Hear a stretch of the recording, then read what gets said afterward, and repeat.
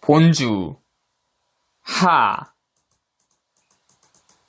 본주하, 박문기, 정신세계사. 지은이 농초 박문기는 단기 4281년, 서기 1948년 전북 정읍에서 태어났다. 선대의 독특한 교육관에 따라 신식교육은 거의 받지 않고 전통적인 방식대로 한학을 공부했다.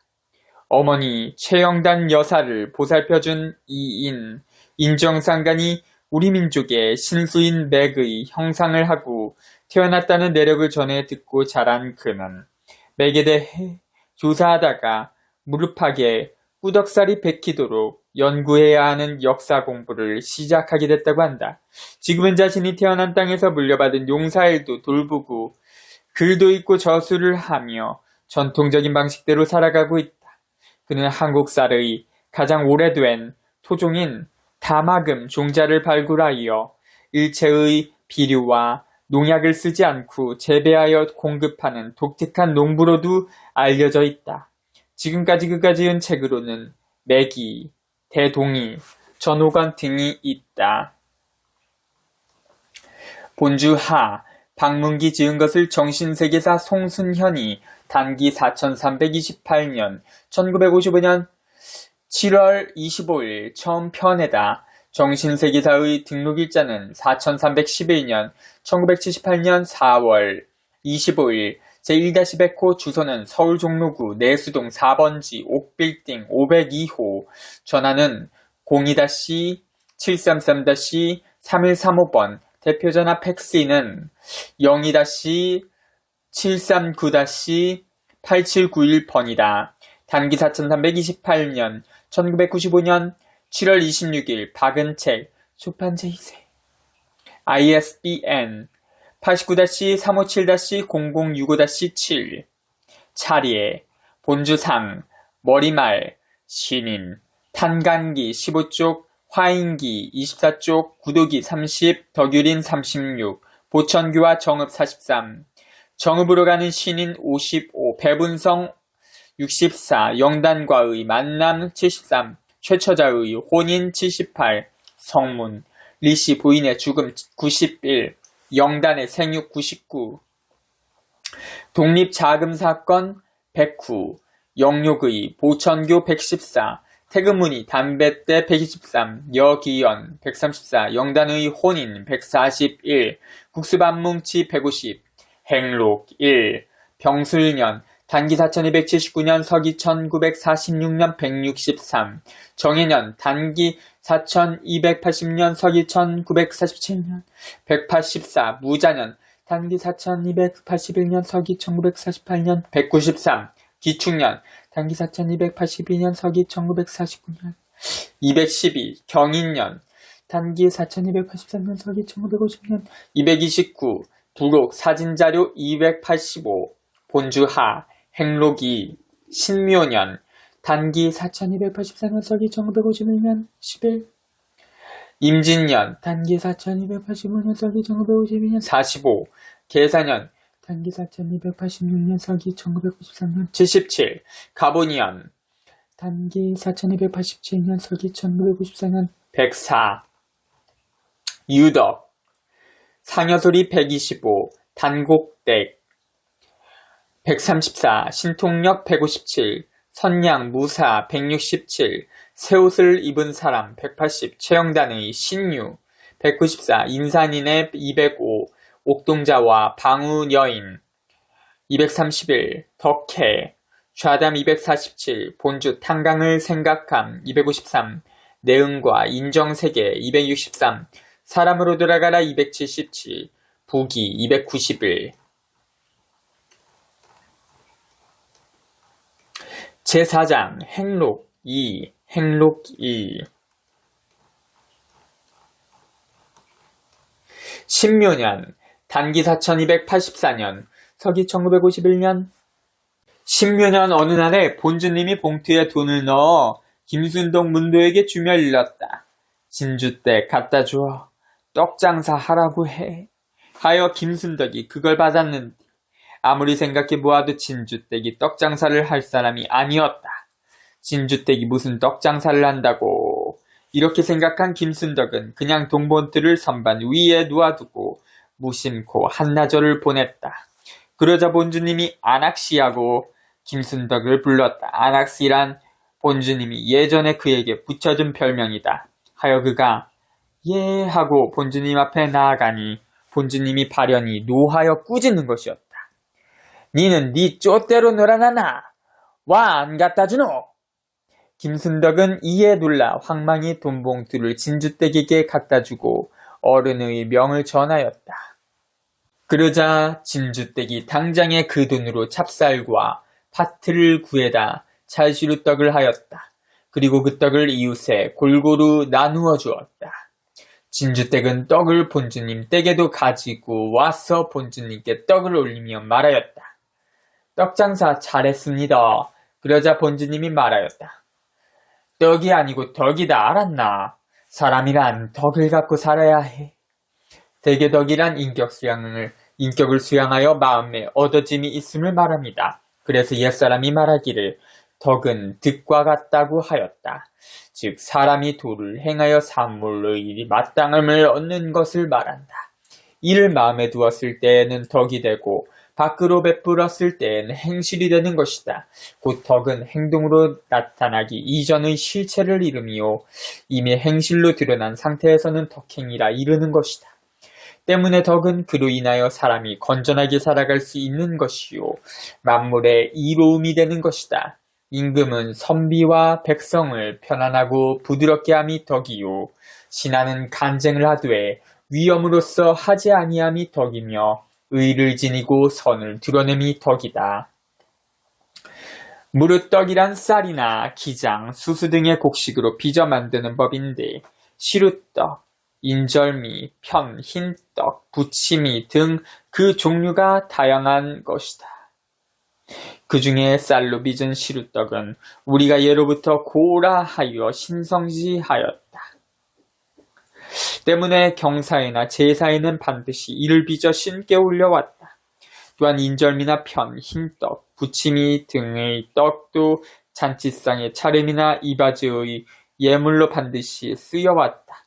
인하여 떡은 안녕과 화합을 다지는 귀한 식품으로 전해져 왔으니 떡을 가히 덕이라 이룰 수 있는 것이다. 그런데 밀가루로 만든 떡은 예로부터 개떡이라 하여 별로 귀히 여기지 않았다. 그저 입이 굴풋하면 해먹었을 뿐이었다. 아무리 가난해도 우리는 그것을 빚어 상 위에 올려놓고 제사 지내지 않았다. 이미 제사 지내는 말이 나왔으니 여기서 잠시 제사에 올리는 떡에 대하여 말해보기로 한다. 우리의 옛 여인들이 제사를 올릴 시루떡을 빚을 때 금기와 정성은 실로 대단했던 것으로 전해진다. 떡을 빚기 사흘 전부터 부정한 것을 보지 않기 위해 나들이를 급했고 내외간의 잠자리에서도 몸을 가까이 하지 아니했다. 떡 빚는 전야에는 목욕 재개하고 떡을 빚을 때는 백지로 입을 봉하고서 일을 해야 했다. 이는 입안에 침이 튀는 것을 막기 위해서만이 아니라 입을 통하여 유출되는 여자의 기운, 즉 음기까지도 막기 위함이었다. 이렇듯 여색을 공예로 여길 만큼 떡은 신성한 것이었다. 이는 그 시루떡이 먼 옛날부터 신명께 바치는 제물이었기 때문이다. 세상의 모든 화복은 신명이 좌우한다는 생각은 옛날 사람들의 통념이었다. 그 신명의 눈밖에 나지 않기 위해서는 그 신명이 좋아하는 음식을 정성 들여 만들어 바치고 그 음식을 신명과 더불어 공식함으로써 화를 면하고 복을 받을 줄 알았다.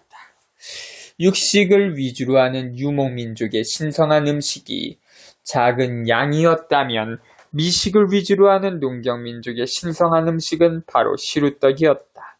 인하여 시루떡을 형상하는 고자는 먹는다는 시자와 작은 양을 형상하는 고자가 합쳐서 이루어지게 되었다. 즉 이로써 희생을 대신한다는 뜻이 내포되어 있는 것이다. 이 시루떡은 신명과 사람을 연결하는 매체로서 이 땅에 뿌리 내렸고 이어져 왔다. 시루떡을 할 때 붉은 팥고물을 층층이 넣어 하는 이유는 사악한 잡귀를 몰아내기 위함인데 이는 붉은 팥에 사기를 몰아내는 기운이 있다고 믿기 때문이다. 본초 강목에도 파티, 배농, 소염 등의 신비한 약효가 있다고 기록되어 있다. 그러하기 때문에 예로부터 양기가 시생하는 동짓날에는 팥죽을 쑤어 집 주위에 뿌리고 먹었으며 이사를 한 집에서나 상가에서도 다 팥죽을 쑤어 먹음으로써 사기가 몸에 범하지 못하게 하였다. 또한 사악한 귀신은 붉은 것을 두려워하고 팥은 불기에 전래된 신앙 민속이기도 하다. 이렇듯 팥으로 미리 잡기를 물리치고 시루떡에 기름불이나 촛불을 켜 선신만을 불러들였던 것이다. 생일 시루떡에는 아들일 경우 팥고물 사이에 밤을 넣어 빚은 밤시루떡을 했고 딸일 경우 감껍질을 넣어 빚은 감시루떡을 하기도 했다. 이는 밤처럼 단단하게 감처럼 유순하게 자라길 바라는 상징적 염원이 담긴 멋있는 정신의 떡이었던 것이다. 그래서 중국에서는 이렇게 빚은 떡을 고려 율고 고려 시구라 하여 역대로 명물로 여겼다. 그런데 밀가루로 만든 서양의 빵이라는 것을 보자. 이것을 중국에서는 병이라 하는데 본시 중국에서 서쪽으로 분포한 반호의 자식들, 즉 개의 자식들이 만들어 먹었으므로 그 이름이 비슷한 것이다. 이것도 저들 나름대로 생일이나 신의 축복을 비는 행사가 있을 때에는 우리의 팥고물과 색깔이 비슷한 코코아 가루를 층층이 넣어 만드는데 그 냄새가 영락없는 개 냄새다. 비록 신과 공식한다는 점에서는 우리의 시루떡과 유래가 비슷하다고 할 수 있겠으나 우리의 시루떡이 신명께 감사하는 데 비중을 더 둔다면 서양의 케이크는 저희들끼리 축복하는 데 비중을 더 두고 있다. 하여 그 케이크 속에는 별로 신성함이 깃들어 있지 않다. 우리는 예로부터 그렇게 밀가루로 빚은 떡은 개떡이라 하였고 아무리 가난해도 그런 개떡을 빚어 제상에 올려놓진 않았다. 지금 우리가 이 개떡이라는 말을 가만히 생각해보면 참으로 우리 선인들이 묘한 가르침을 전하기 위해 지어낸 이름이었음을 알고 무릎을 치게 된다. 한데도 지금 누구나 다 깊이 생각해보지도 않고 서양 것이면 무조건 좋다는 신사대주의의 여파에 휩쓸려 이런 개떡을 숭상하다 보니 우리의 시루떡이 밀려나고 있는 서글픈 실정이다. 하여 결혼, 생일, 개업 등의 잔치에 이 개떡이 판을 치고 있으니 어찌 미구의 각종 고사며 조상께 올리는 신성한 제상에까지 이 개떡이 파고들지 않으리라고 장담할 수 있겠는가. 대초에는 우리 조상들도 돌도끼로서 짐승을 잡아먹고 살았으리라. 그리고 연하고 맛 좋은 짐승을 잡아서 신께 제사도 지냈으리라. 하지만 크게 인간을 돕는 하늘의 뜻이 있어 어질고 거룩하고 검소하신 환인, 환웅, 환검 세 분 신인께서 출현하시어 오곡 백과 등으로서 육식을 대신케 하시고 시루떡으로서 희생을 대신케 하는 가르침을 드리웠으리라. 지금 우리가 삼신을 제사할 때 살생한 자를 가장 부정하게 여기고 피냄새가 나는 음식을 입에 대지 않는 것은 아마도 그 유구히 지켜져 오고 있음이 아니겠는가. 이로 미루어 우리의 시루떡이 사람뿐만이 아니라 모든 생명들께까지 덕이 되었던 것이었음을 가히 짐작할 수 있지 않겠는가.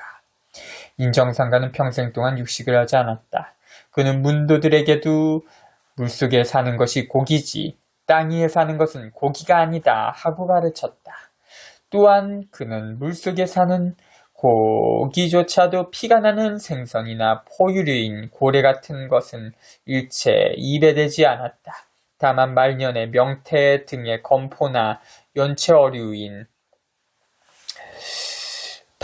피문어 같은 것은 조금씩 입에 넣었는데 이 또한 그가 광주 형무소에서 출감한 후로 극도로 몸이 쇠약해졌을 때의 일이었다고 당시 추종자들은 전하고 있다.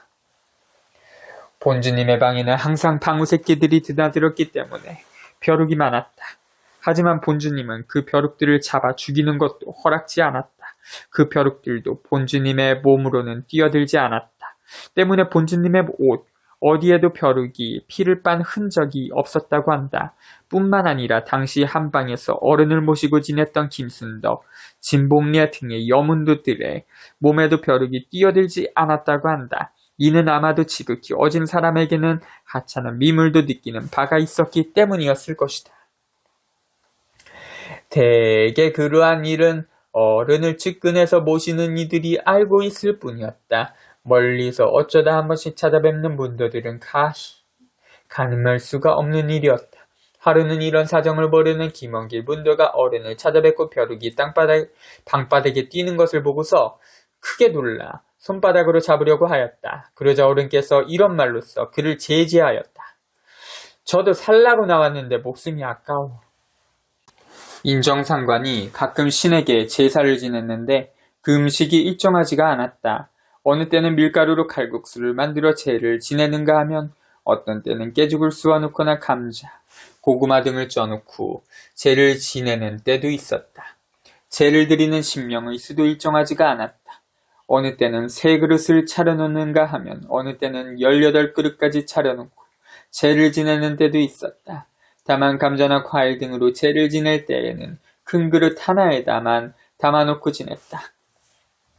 인정상가는 이렇게 친히 만든 음식으로 제를 지낸 후 그 음식을 문도들에게 나누어 주지도 않고 며칠씩 제상에 그대로 두는 때가 있었다. 그리하면 자연 그 음식이 다 상하여 파란 곰팡이, 빨간 곰팡이가 잔뜩 끼어있고 보기만 해도 심히 역겹기 마련이다. 인정상가는 그러한 음식을 문도들에게 나누어 주고 먹으라고 하는 때가 있었다. 한데 그 음식이 첫 숟갈만 약간 비위에 거슬리고 냄새가 났을 뿐 일단 한번 삼키고 나면 두 번째 숟갈부터는 구미에 딱 맞아 전혀 역겨울 줄을 모르고 먹을 수가 있었다. 뿐만 아니라 다 먹고 나면 시원한 트림이 나왔고 입안에서 기이한 향내가 났다. 하여 추종자들은 어른께서 그한 음식에다가도 무슨 특별한 기운을 넣어주는 것으로 알고 다들 기꺼이 먹었다고 한다. 정연중의 증언. 어느 날 밤에 김순덕이 본주님 방에서 잠을 자다가 목이 말라 물을 떠마시려고 밖으로 나가려 하였다. 그러자 본주님이 간땡이도 크다. 물 마실래? 하는 것이었다. 하여 김순덕이 대답하였다. 예, 내가 나갔다 오구마.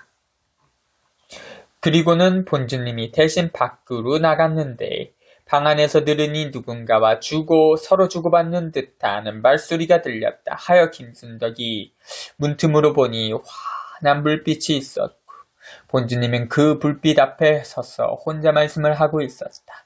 한데 그 불빛이 금세 사라져버렸고 본주님은 물그릇을 들고 들어왔다.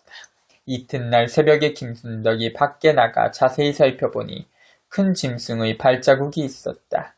이에 그는 심히 개의쩍게 여기고 본주님께 물었다.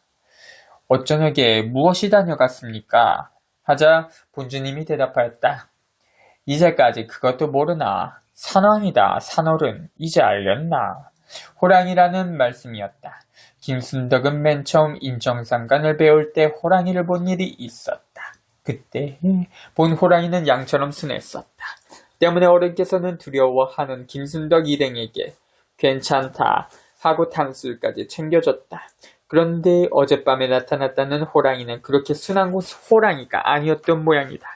아마도 방어 한 마리를 얻어가려고 모악산을 내려온 호랑이였던 모양이다. 때문에 그 호랑이에게는 당연히 살기가 있었을 것이고 인정상관은 김순덕이 크게 놀랄 것을 염려하여 대신 밖에 나가 호랑이를 달래어 보냈던 것이다. 원래 개는 호랑이의 가장 좋은 먹이가 된다. 호랑이가 개를 먹으면 취하여 흥이 나는 것이다. 그래서 개는 호랑이의 술과 같은 것이라는 말도 전하고 있다. 본초, 구부.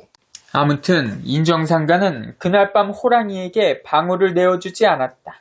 인정상가는 장차 산왕이 오면 방울을 몰아낼 것이라 하였는데 그날 밤 어찌하여 산왕에게 방울을 내어주지 않았을까를 생각해보게 된다. 대저 인정상관의 이념은 우리의 정신을 되찾고 우리의 도덕을 밝혀 저 세상 방우족을 교화시키고 온 세상 만물이 천지의 은혜를 고루 잊고 살게 하자는 것이었다. 그러한 세상이 바로 그가 최영단에게 말한 산왕, 호랑이의 시대요. 이 땅에서 방우의 세력이 사라지는 시대이다. 하지만 당시에는 책임있는 우리 정치인이 오히려 영악한 방우의 지시를 받고 옳은이라는 사람을 제거하는 일을 자행하고 있었다. 때문에 인정상관은 산왕에게 방우를 가히 내어줄 수가 없었던 정황이었던 것이다. 지금이라 해서 그때의 상황과 별로 달라진 바가 없다. 때문에 우리가 인정상관이 말씀한 산왕의 시대를 열어가기란 실로 요원하게만 느껴질 뿐이다. 그러나 오래지 않아 그때가 반드시 온다.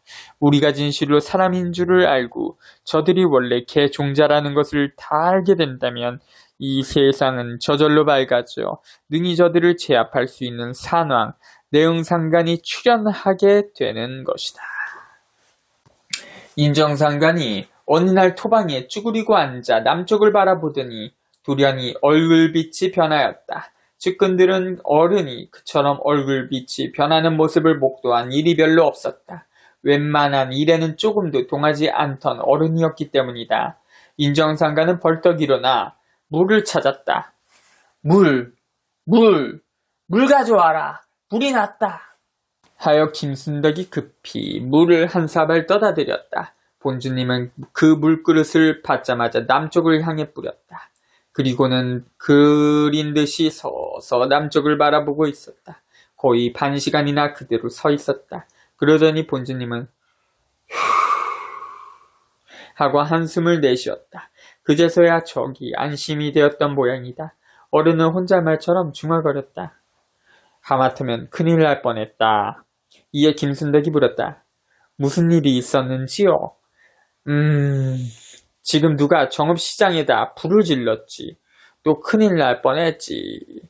이렇게 말한 인정상관은 작년에 인민군이 후퇴하면서 정읍경찰서 유치장에다 휘발유를 쏟아붓고 불을 질러 무수한 사람을 태워 죽인 일을 회상하는 모양이었다. 당시까지만 해도 전방에서는 아군이 중공군과 치열한 전투를 하고 있었고 후방에서는 빨치산들의 바로가 극심하였다. 특히 정읍은 이밤산, 내장산 등의 산이 순창의 회문산과 남원의 지리산으로 이어져 멀리 태백산으로까지 통할 수가 있었으므로 각처에서 빨치산들이 모여드는 요충지가 되었다. 때문에 뒷날 휴전협정이 조인된 후에도 한동안 낮에는 대한민국, 밤에는 인민공화국의 세상으로 일컬어지기도 했다.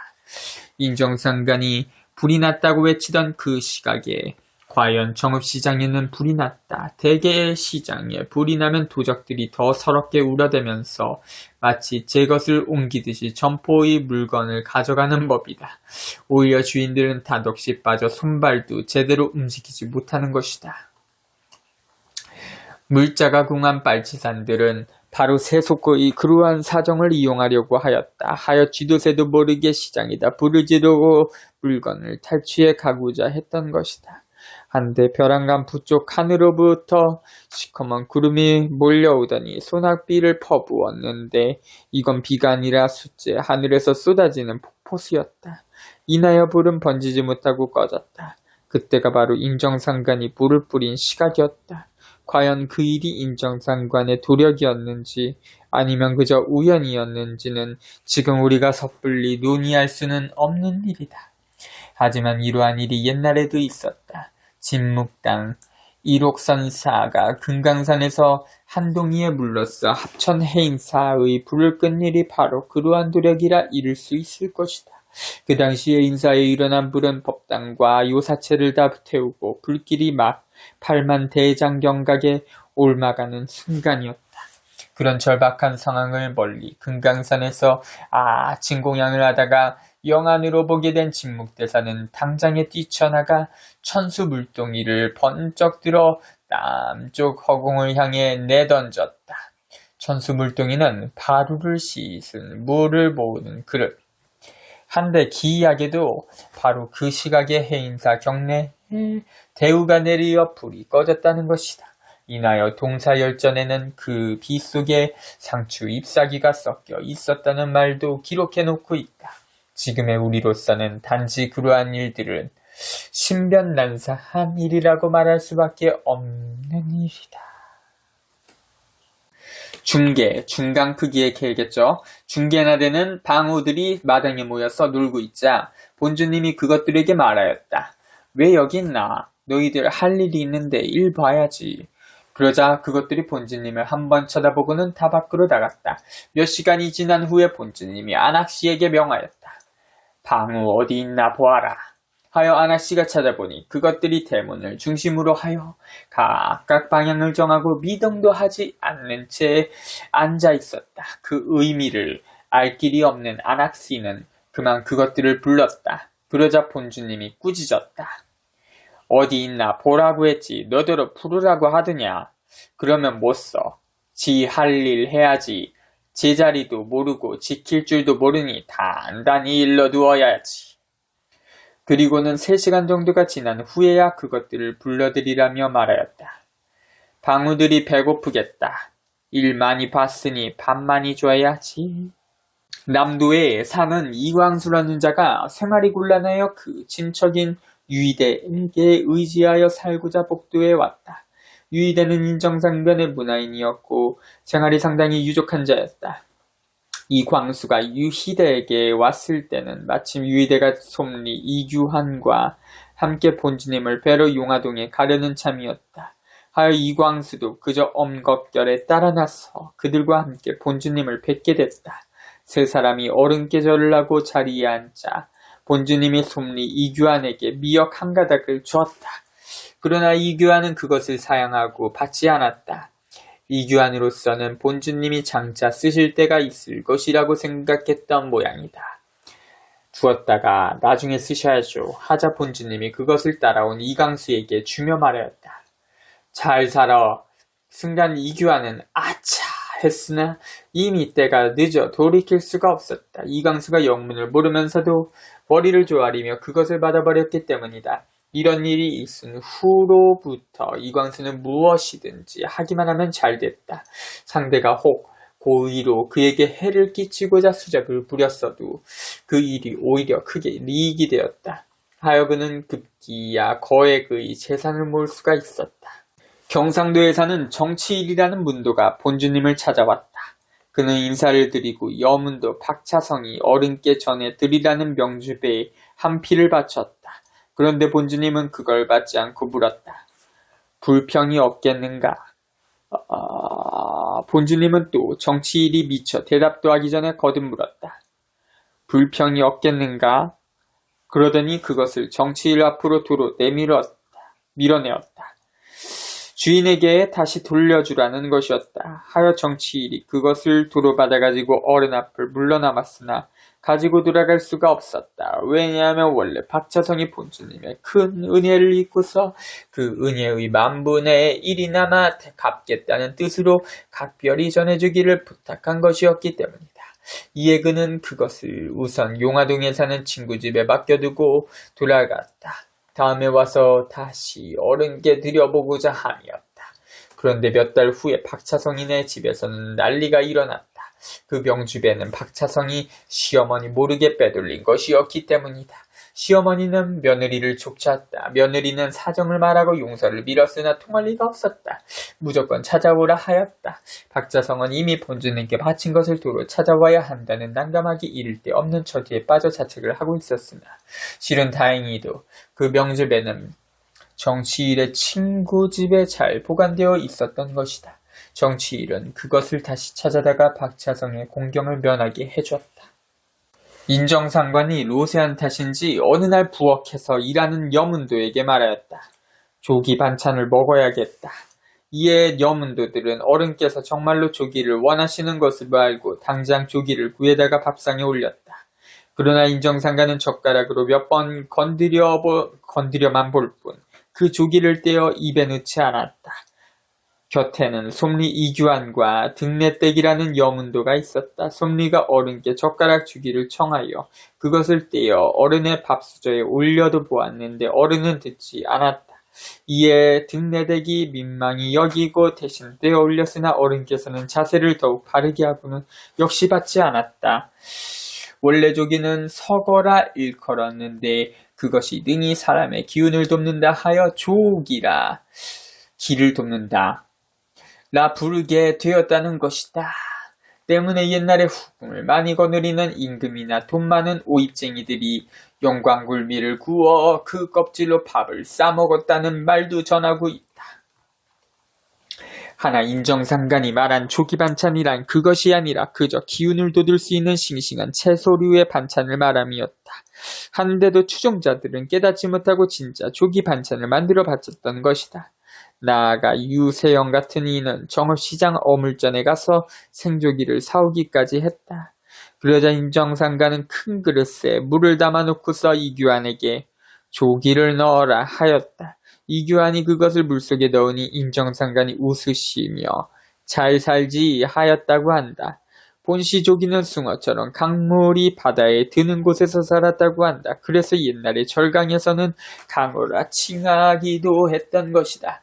그리고 그것이 능히 물속에서는 우레소리를 냈고 물 밖에 나오면 오리소리를 냈으며 오래 묵으면 오리가 된다 하였다. 그래서 옛날에 서압이라는 오리의 머릿속에는 조기 머릿속에 들어있는 석심이 들어있었다고 한다.